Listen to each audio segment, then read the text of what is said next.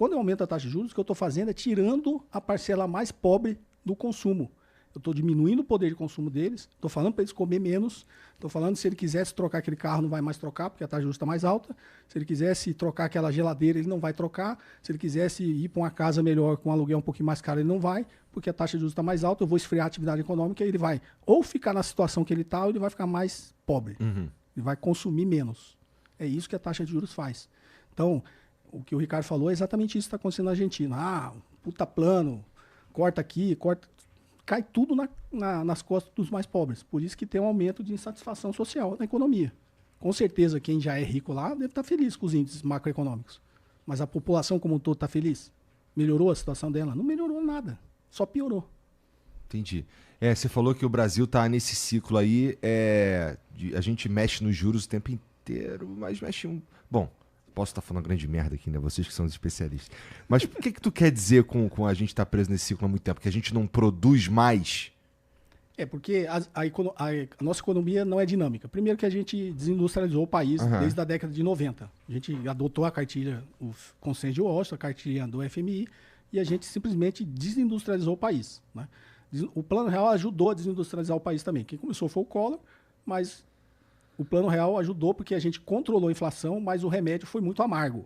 Porque para controlar a inflação, a gente teve que controlar a taxa de câmbio até 99, e a gente controlou a taxa de câmbio com taxa de juros muito altas. Então, taxa de juros muito alta. O que é uma taxa de juros muito alta? Chegou a 40% na época depois do pós-Plano Real, né? E até hoje, 15% é a taxa de juros muito alta. Então, a taxa de juros muito alta, ela inibe o investimento. Então, o Brasil já vinha se desindustrializando, ele continuou se desindustrializando. Você não tem fontes de financiamento para industrializar o país, né? O BNDES sempre com um papel um pouco mais tímido, sem caixa, porque quem injeta dinheiro no BNDES é o Tesouro Nacional, né? Não tem caixa, o Brasil se desindustrializou. Então, a gente não tem uma economia dinâmica. O que é uma economia dinâmica? Tem uma grande base instalada, onde você pode aumentar a sua capacidade ociosa de ofertar bens e produtos muito rapidamente. Mesmo as economias que são dinâmicas, sempre a demanda vai aumentar numa velocidade muito maior do que a capacidade de ofertar. Então, você vai aumentar a demanda, vai passar um tempo, você consegue aumentar. Quando a economia é dinâmica. Como a nossa economia não é dinâmica, aumentou a demanda, a gente não aumenta a nossa capacidade de ofertar, porque nossa economia já é muito desindustrializada, não tem um dinamismo na nossa economia. Então, se você não der um tempo para os empresários investirem em capacidade de ofertar, de produzir, né, você não consegue elevar a sua capacidade de oferta. Então, aumenta a demanda e aumenta a taxa de juros. Aí o que eu faço? Quem está aqui na oferta não vai investir em aumento de capacidade de produção de ociosa, e quem está demandando vai diminuir a demanda. Então, eu fico o tempo todo fazendo isso aqui. Aumenta a demanda, diminui a demanda. Aumenta a demanda, diminui a demanda. E a economia não cresce em capacidade de ofertar. Então, a economia brasileira deveria, estruturalmente, dar um tempo maior para essa capacidade de ofertar aumentar. E a nossa política monetária é proibitiva. Por quê? Porque algum iluminado pegou o sendo a média de taxa de inflação de 4% e baixou para 3%. Era 4 com a banda de 2. Podia oscilar de 2 a 6. Aí baixou o sendo a média de 4 para 3 e a banda de 1,5. Agora só de 1,5 a 4,5. A economia não mudou nada estruturalmente para ter feito isso.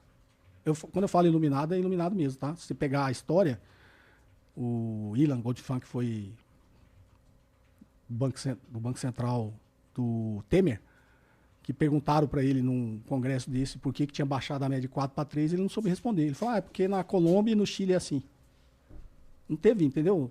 Então, por isso que a minha crítica ao governo por que não voltou essa meta, esse centro da meta para 4? Se o centro da média tivesse voltado para 4 e a banda continuasse de 2, a economia não foi controlada com esse centro da média de 4, não ia gerar nenhum risco hiperinflacionário no Brasil. A gente não estaria com a taxa de juros em 15%. E você mantendo a taxa de juros mais baixa durante um bom tempo, as empresas têm incentivo para aumentar a capacidade de produção, base instalada, industrializar o país, aumentar a capacidade de produzir, entendeu? Dá pra gente especular aqui o que seria uma taxa de juros boa? Cara, a gente tem uma taxa de juros real acima de 8%, né? Isso, a taxa Selic é 15%, a inflação está girando ali em torno de 5, 5,5%.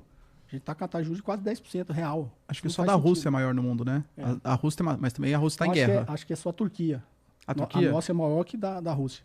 Então, assim, o Brasil é o país mais arriscado do mundo. Eu brinquei esse dia. É mais arriscado que o Afeganistão, o Brasil. Por que a nossa taxa de juros é a segunda maior taxa de juros do mundo? Não faz sentido. Aí a justificativa dos economistas liberais é porque a gente precisa manter um spread para a taxa de juros americana, né? Que aí eu tenho um spread, um diferencial, eu mantenho os dólares aqui no Brasil. Porque se eu baixar, os dólares vão embora, afeta a taxa de câmbio muito alta, impacta a inflação também. A desculpa deles é sempre essa, né? Ué, então controla o fluxo de capitais. A China só cresceu porque controlou. Bretton Woods, o que foi Bretton Woods? Os 30 anos lá, que foi, inclusive, denominada a Era de Ouro do Capitalismo, né? De Bretton Woods, a reunião foi em 44, mas foi no pós-guerra, né? Então, de 45 até início da década de 70, 30 anos de chamada Era de Ouro do Capitalismo. O acordo de Bretton Woods era justamente essa, era não ter movimento de capitais especulativos, né? Os países do acordo de Bretton Woods ia ter uma taxa de câmbio quase que fixa, só poderia ter fluxo de capitais para a economia real. Então, o Igor comprou esse microfone dos Estados Unidos. Vai ter um fluxo de capitais, entendeu? E eu comprei o bonequinho lá da China. Vai ter um fluxo de capitais. Obviamente que a China não estava em Bretton Woods, mas iria ter um fluxo de capitais. Então, era proibido o fluxo de capitais especulativos. Era só para transações comerciais mesmo, reais, né? Foi assim que eles fizeram o mundo crescer no pós-guerra e se reindustrializar e as nações se recuperarem da guerra, né? E aí acabou o Bretton Woods, veio o Acordo de Plaza lá, que ferraram o Japão e principalmente o Japão, né? Mas Japão, Alemanha, França e Reino Unido. E hoje o Brasil adotou essa agenda de livre fluxo de capitais. A gente deveria ter alguma coisa regulatória que impedisse essa promiscuidade do capital financeiro. Porque se eu não tivesse livre fluxo de capitais, eu não precisaria usar tanta política monetária para manter o dólar dentro do Brasil. Então tem várias coisas que o Brasil continua fazendo errado, e se continuar fazendo errado, vai ter sempre o mesmo resultado. Bom, eu imagino que sim, que você está fazendo a mesma coisa, está esperando algo diferente, está de sacanagem também. Ricardo, mais na tua área, cara, os ânimos estão suaves lá entre Israel e Irã, cara? Não, né? Não tá nada a ver. Não. O Israel, por exemplo, acabou de colocar, foi ontem, se não me engano, que a inteligência israelense, Mossad, continua monitorando as ações do Irã, e se eles perceberem que o Irã está voltando a enriquecer urânio acima do permitido, acima do que eles consideram ideal, eles mais uma vez vão usar o dispositivo que eles chamam de ataque preventivo, né? Ou seja, eu vou atacar o Irã antes que o Irã de fato esteja desenvolvendo algum tipo de ameaça aqui nuclear. Agora, Israel está tendo que lidar com muitas questões internas, de pressões políticas contra o próprio Benjamin Netanyahu, as ações que agora voltaram contra a faixa de Gaza. Poxa, o Benjamin Netanyahu, ele divulgou um plano, agora em visita recente ao Trump, que ele pretende fazer o que ele chama de cidades humanitárias. Então ele vai deslocar, olha o nome, né? Ele vai deslocar toda a população palestina que queira viver ainda na faixa de Gaza para essa cidade humanitária. E ali vai ter um controle militar absoluto de Israel. Ele alega que o controle político não pode ser do Hamas, mas pode ser de alguma organização palestina, de membros árabes. Pô, mas convenhamos, se você tem um governo que não tem o monopólio da força porque é controlado por Israel, na prática é Israel que vai mandar naqueles espaços. População que está ali não vai poder sair, então eles estimam que seja mais ou menos de 500 a 700 mil pessoas, e do restante do território vai ter que sair da faixa de Gaza. Porque eles alegam, quem vai entrar nessa cidade humanitária, a gente vai conseguir regular se o Hamas está entrando ou se a gente vai conseguir ver direitinho, né, quem são as pessoas que aqui estão, e do resto vai ter que sair do país. Só que a questão vai sair para onde, né? Porque o Benjamin Netanyahu e o Trump falaram que eles estão tentando negociar com países árabes. O Egito não aceita, a Jordânia não aceita, a Somália não aceita, o Sudão também não aceita. Para onde que essas pessoas vão? Fora aqui também, né, Igor, você falar de deslocamento forçado da população e obrigar... O Benjamin Netanyahu, ele até usou o termo, mas eu estou deixando escolha para a população palestina. Ele pode escolher ficar na cidade humanitária, controlada por Israel, ou pode escolher sair do país. Pô, isso não é escolha, né? O cara quer ficar no território que ele quer, na terra dele, entende? E o Trump, ele aparentemente concordou com essa proposta. Então, muito possivelmente caminha para isso, né? Para essa criação dessa cidade humanitária e para deslocar a população palestina da faixa de Gaza mesmo. Qual a diferença disso para o gueto de Varsóvia? É bem sinistro mesmo isso daí. Aliás, foi uma outra crítica, porque Israel falou assim, a gente até aceitaria, por exemplo, que algum tipo de membro da comunidade internacional fizesse ali um governo. Agora, imagina qual membro da comunidade internacional vai se propor a governar um espaço que você não pode sair, que é controlado militarmente por Israel. A ONU vai se propor a isso? A ser um governo de um espaço cercado, militarmente controlado por Israel, em que a população palestina muito possivelmente não gostaria de estar, entende? Aham. Então, foi alvo de bastante críticas, mas aparentemente o Trump e o Netanyahu querem levar a ideia para frente. E eles têm o poder de levar essa ideia para frente? Militarmente tem, né? Porque se você pega, por exemplo, o Hamas, ele está completamente enfraquecido, uma grande desmobilização política, os principais líderes militares também, os apoiadores do Hamas, que é o Irã, por exemplo, o Hezbollah, a Jihad Islâmica, que tem algum tipo de alinhamento, estão completamente enfraquecidos. Então, capacidade militar eles têm. Hoje, a parte da população palestina ainda consegue resistir um pouco a essa ofensiva israelense, porque a gente está falando da faixa de Gaza, que tem uma altíssima densidade demográfica, é muito urbanizado também, inclusive, então é muito mais uma luta de guerrilha, assim, então o pessoal vai se escondendo em prédio, fazendo emboscada. É difícil para você avançar, para o exército israelense avançar por terra. Então, geralmente, o que eles fazem? Eles atacam mísseis em posições que eles consideram como seriam mais centros logísticos estratégicos. Mas falar que consegue oferecer algum tipo de resistência maior, se Israel realmente se propor a isso, é muito difícil. Tanto que, por exemplo, o Brasil até anunciou hoje que ele vai entrar junto com a África do Sul na Corte Internacional. A África do Sul já entrou, né? Mas que o Brasil vai apoiar a decisão de considerar possivelmente Israel como Estado genocida, se de fato Israel levar essa proposta para frente. E entenda que aí, claro que isso pode atrapalhar ainda mais as relações com os Estados Unidos, com Israel. Mas não é só o Brasil que está indo nesse caminho. Países que historicamente estão alinhados com Israel. A gente está falando de França, a Espanha, por exemplo, do Pedro Sánchez também totalmente inconformado com essa medida. Países europeus que estão apoiando a criação do Estado palestino. Agora, nesse meio do ano, com a anuência da França, a França que mobilizou, Brasil e Senegal vão liderar uma Assembleia da ONU para discutir a criação do Estado palestino. Não acho que vá para frente, porque mesmo que a Assembleia delibere, não, realmente tem que criar o Estado palestino.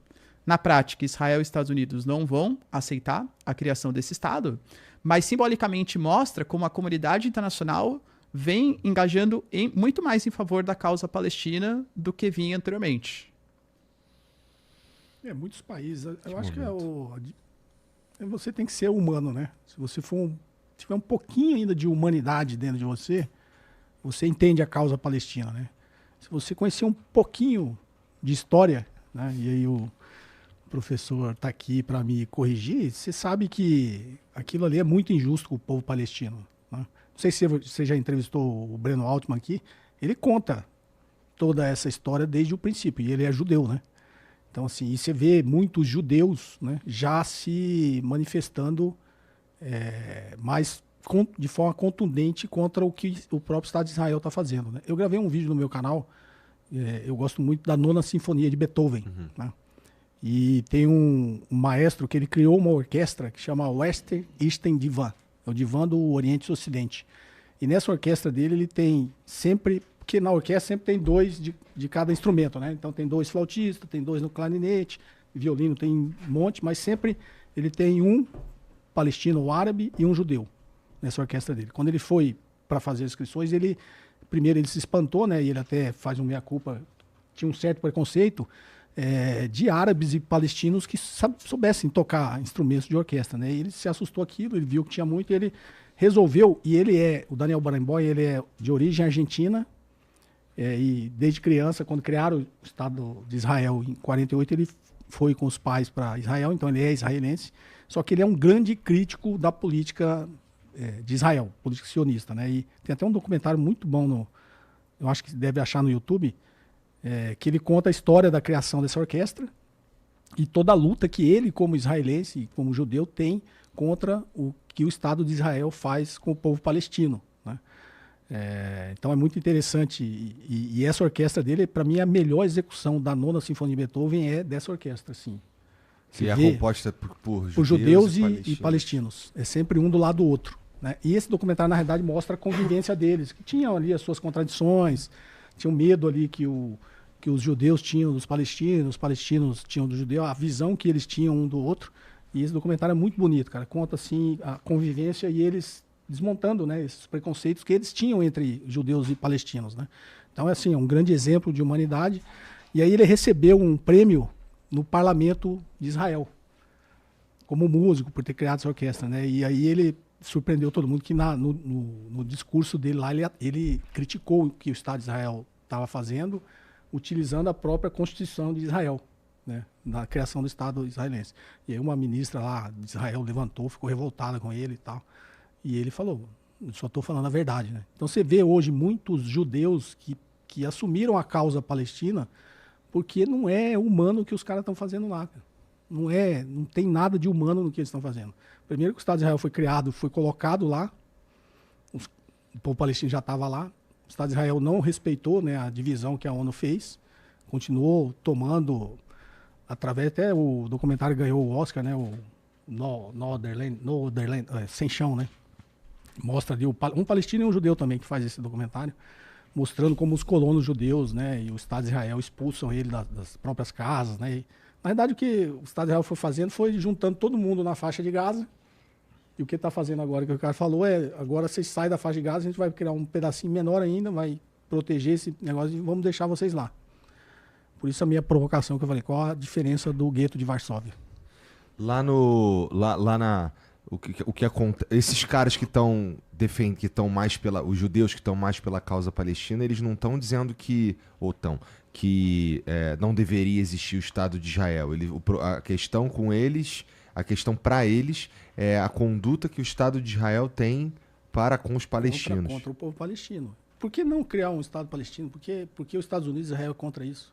O que o professor Ricardo está falando é que quase que o mundo inteiro, inclusive quem sempre foi aliado com eles, está defendendo a criação do Estado palestino. Por que os palestinos não têm direito a ter um Estado? O que falta para o palestino? E hoje acho também, Igor, que tem uma atitude muito provocativa também do governo Benjamin Netanyahu. Por exemplo, a Cisjordânia, querendo ou não, é um território mais ameno em relação a Israel. Uhum. Se pega a faixa de Gaza, tem o Hamas, que é um grupo que pratica os atos e tal, enfim, né? Ok.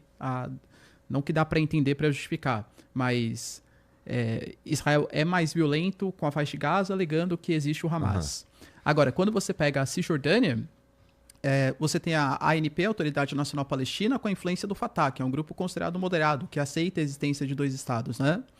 E a Israel acabou de anunciar, também faz questão de 2 meses, a maior construção da história dos assentamentos judeus na Cisjordânia, que basicamente é falar, povo palestino que aqui ocupa. A gente sabe que a Cisjordânia, lá nos acordos de Oslo, foi dividida em 3 grandes anexos. Essa região, onde existe um povo palestino, só que é de controle de Israel, a gente vai desapropriar vocês e vai colocar aqui uma colônia judaica. Vai colocar uma área de moradia, uma área de agricultura, uma área de indústria. Poxa, isso claramente é uma provocação, entende? Se é um território que é mais ameno, que aceita a coexistência de 2 estados, por que a construção desses assentamentos, que aliás são amplamente criticados pela comunidade internacional? Geralmente, quando a gente fala da proposta da criação do Estado palestino, geralmente, que é o que o Brasil apoia, o que os países apoiam, é voltar ao que eram as fronteiras antes de 67. 67 foi quando teve a Guerra dos 6 Dias, que a Israel partiu para cima da Península do Sinai, das colinas do Golã, enfim. Ou seja, o que seria o Estado palestino? Devolver a Cisjordânia e a faixa de Gaza para os palestinos e a questão de Jerusalém, que aí mexe muito com a questão também cultural e, enfim, da geopolítica de Israel. Em que ou Jerusalém seria uma cidade internacional com autonomia da ONU, de algum organismo, ou que Jerusalém Ocidental ficaria com Israel e Jerusalém Oriental na mão do povo palestino também. Só que falar que isso vai ser colocado em prática, eu particularmente duvido, Igor. Acho não.